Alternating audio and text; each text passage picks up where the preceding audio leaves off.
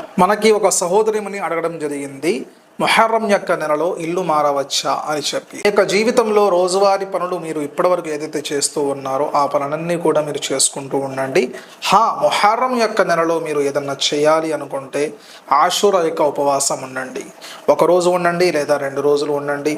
ఇలా ఉండడం వలన లాభం కలుగుతుంది తప్ప ఏదైతే అపోహలు ఉన్నాయో, ఇల్లు మారవచ్చా, పెళ్లి చేసుకోవచ్చా, గోరింటాకు పెట్టుకోవచ్చా, కొత్త బట్టలు వేసుకోవచ్చా, లేదంటే మాంసం తినవచ్చా, లేదంటే చేపలు తినవచ్చా, ఇలా ఏదైతే కొత్త కొత్త విషయాలు ఇస్లాం ధర్మంలో తీసుకొస్తున్నారో వీటికి ముహర్రం యొక్క నెలకి ఎటువంటి సంబంధం కూడా లేదు.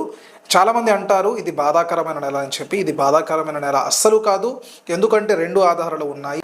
ఒకటి, ఇమామి హుసేన్ రజియల్లాహు తాలాను గారు చనిపోయారు, ప్రాణత్యాగం చేశారు అల్లాహ్ కోసం.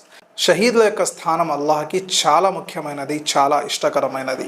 అందువలన ఇది బాధాకరమైన నెల అస్సలు కాదు. రెండవది, అల్లాహ్ తాలా స్వయంగా అంటున్నారు పూర్తి సంవత్సరంలో 4 నెలలు జిల్ఖాయిదా, జిల్హిజ్జా, ముహర్రం, రజబ్, ఈ 4 నెలలు నాకు చాలా ఇష్టమైన నెలలు అని చెప్పి అల్లాహ్ తాలానే స్వయంగా చెప్తున్నారు. అంటే మనమెవరమండి ఈ యొక్క నెల బాధాకరమైన నెల, ఈ యొక్క నెలలో మేము ఎప్పుడు బాధగా ఉండాలి అని చెప్పి అనుకోవడానికి మీరు నేను సరిపోము.